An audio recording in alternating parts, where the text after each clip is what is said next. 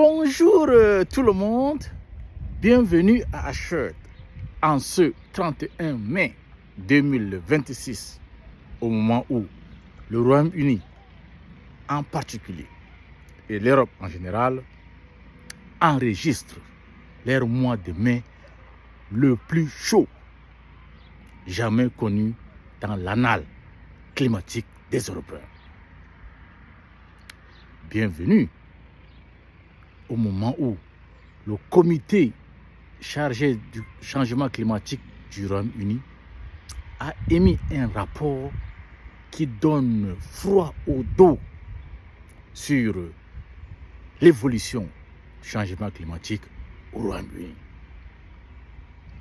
Bienvenue en ce fin de mai, au moment où l'agriculture conventionnelle, celle basée sur les engrais agrotoxiques, l'irrigation et tout le reste, est en train de transpirer à grosses gouttes sous les vagues de hausses températures, pendant que l'agriculture de conservation, celle-là pratiquée sur ce bout de champ, est en train de montrer que l'agriculture de demain, c'est l'agriculture qui est pratiquée ici. Monsieur et madame, bienvenue dans mon désormais champ de bataille. J'aurais dû dire bienvenue dans ma forêt de bataille, car tout ce qui était il y a un mois très petit s'est transformé en une vraie forêt ici. L'agriculture de conservation.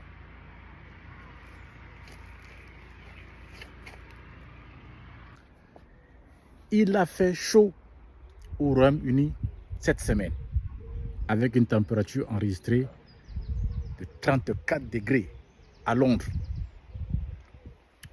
Pour les habitants du Royaume-Uni, ce pays du froid, 34 degrés, ce n'est pas juste la chaleur, c'est une cocotte thermique, c'est un bouilloire thermique. Alors ici, on n'est pas habitué au chaud, pas à ce niveau-là. Le rapport qui a été émis par le comité du changement climatique dit que d'ici 2050, la température de 40 degrés va devenir la norme.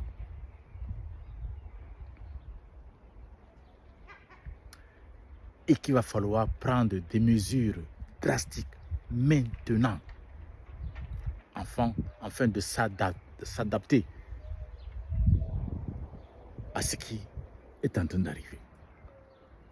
Le rapport remarque que aujourd'hui au Royaume-Uni, 4 millions de maisons sont équipées de climatisateurs. 2 fois le nombre il y a 3 ans.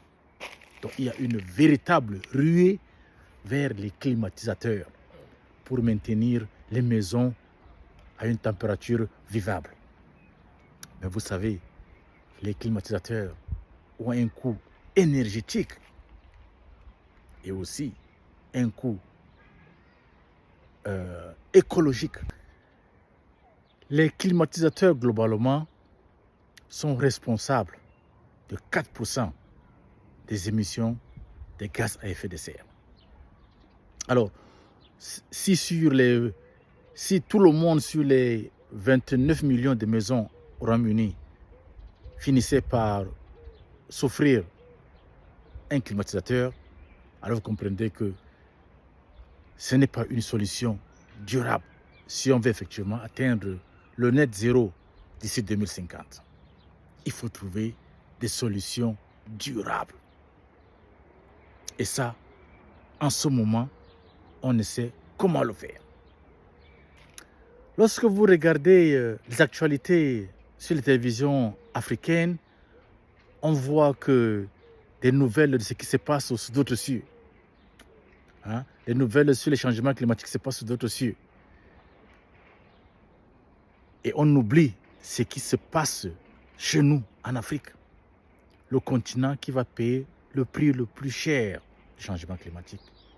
Le continent le moins adapté au changement climatique. Ça ne fait pas partie des actualités. Comment sensibiliser les populations à l'adaptation à ce qui est en train d'arriver? L'heure est grave. Il va falloir qu'on bouge et qu'on bouge rapidement. Surtout que c'est des pays qui sont pauvres, qui n'ont pas assez de moyens. Donc, c'est mieux de commencer maintenant et doucement. Aujourd'hui, tout le monde s'accorde que l'augmentation de la hausse de température a dépassé les 1,4 degrés par rapport à l'ère industrielle. Et tout le monde aussi s'accorde que avant l'impact du changement climatique, l'échec agricole s'enregistrait une fois tous les 16 ans. Avec l'augmentation des températures de 1,2, ce risque-là augmente une fois tous les 3 ans. Pour une hausse de température de 1,2 degrés. Pour une hausse de température à 1,3 degrés, le risque d'échec agricole passe à une fois tous les 2 ans. Alors, on peut déjà s'imaginer ce qui adviendra lorsque la hausse de température dépassera le seuil de 1,2, 1,5 d'ici 2030 et de 2 degrés d'ici 2050. Ce n'est pas des pronostics, c'est de la réalité. La seule façon pour les pays pauvres et les pays africains en particulier de se préparer au changement climatique, c'est de revoir la copie de l'agriculture aujourd'hui calquée sur l'agriculture conventionnelle pour l'aligner sur l'agriculture de conservation. Alors, ici, sur ce bout de champ, je pratique donc cette agriculture de conservation. Alors, ça fait pratiquement 2 semaines, je n'ai pas mis pied ici. Ces plantes qui sont là n'ont pas eu aucun soin de ma part. Une agriculture basée effectivement sans engrais, avec très peu d'apport d'eau. Alors vous allez voir la différence entre ce que j'appelle maintenant une forêt agricole par rapport à ce que mes voisins d'à côté font. Ceux-là qui arrosent les champs au moins 2 fois par jour. Et moi, qui ne le fais pratiquement pas. Suivez-moi, je vous montre. C'est quoi l'agriculture de conservation? Alors pour ceux qui suivaient mon champ depuis mars, vous verrez que ces plantes-là étaient très petites. Regardez aujourd'hui la taille.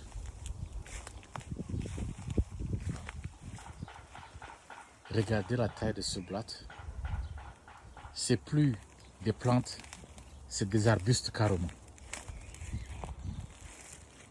Comparé à mon voisin, un monsieur très aimable, 75 ans, qui arrose 2 fois son champ, 2 fois par jour.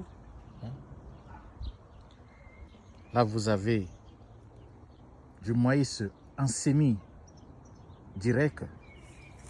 Regardez le maïs qui a poussé ici en semi-direct. Regardez cette forêt qui est là. Regardez ça. Je peux même plus m'amuser à passer à travers. Regardez ça. Pas d'arrosage. Pas d'arrosage. Ok. Tout ça, c'est du semi-direct. Au-dessous, vous allez voir ici, par exemple. Regardez ça. C'est sec en haut. Mais en bas, plein d'eau. C'est ça, l'agriculture de conservation. Regardez ça. Incroyable.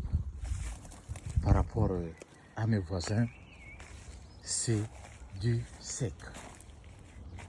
C'est sec. Ils ne peuvent pas maintenir les surfaces couvertes avec les plantes, avec toute cette chaleur-là. Là, regardez. J'ai de la... C'est de la forêt. C'est de la forêt. Les plantes ont pris d'un coup avec les chaleurs. Regardez ça. Regardez la taille. Regardez déjà l'épaisseur, le diamètre de cette plante. Et ça a été planté dans un sac. Vous voyez. Sur ce petit bout de champ, je peux nourrir toute ma famille en légumes, non-stop, si j'étais en Afrique. Non-stop.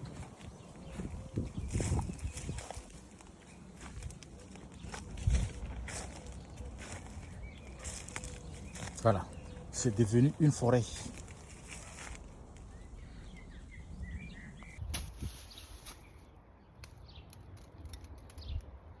Et voilà, du semi-direct. On y va. On met les plantes directement dans le sol, sans labour, bien sûr. Sans labour. Et vous voulez savoir ce qu'il y a ici. Et voilà. Regardez. Regardez ce qu'on appelle l'or de l'agriculture. C'est ça. Lorsqu'on ne tourne pas son sol pendant 5 ans. C'est un lit orthopédique pour les plantes. Ce sol-là maintient au minimum 10 fois son poids en eau. Là.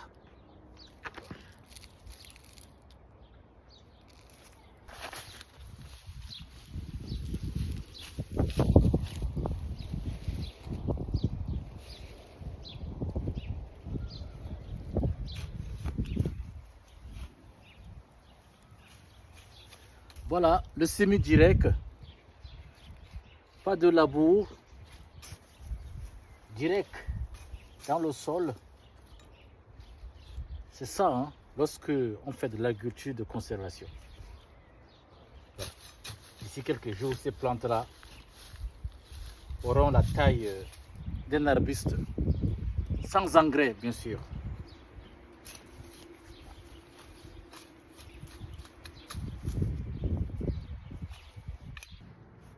Alors, vous avez vu par vous-même les prouesses de cette agriculture de conservation.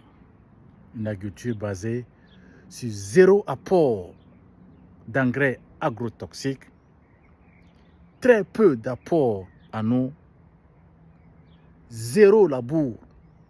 Une agriculture que je dirais pour les paresseux. L'agriculture qui va sauver le monde, et en particulier l'Afrique et les pays pauvres.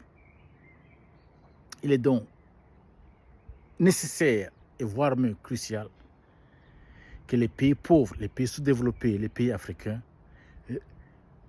réalignent les politiques agricoles en passant d'une agriculture conventionnelle à une agriculture de conservation.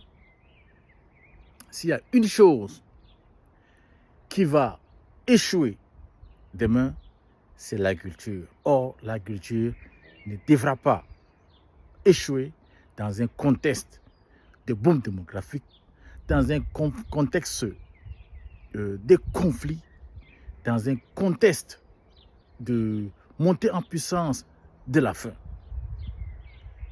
S'il y a une chose que le monde ne devrait pas se permettre d'échouer, c'est échouer l'agriculture. Et aujourd'hui, la seule façon et la seule garantie de faire une agriculture qui va répondre aux exigences du changement climatique, c'est l'agriculture de conservation.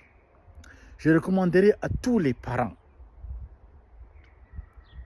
de manifester une certaine volonté de faire une petite culture, soit dans leur maison, ou alors en week-end, ou alors pendant les week-ends, hors de leur maison, pour démontrer à leurs enfants, pour enseigner à leurs enfants l'art de faire l'agriculture de conservation.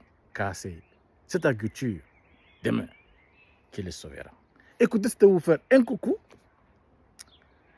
en espérant vous revoir quelque part là où celui qui est là-haut m'amènera. D'ici là, ciao.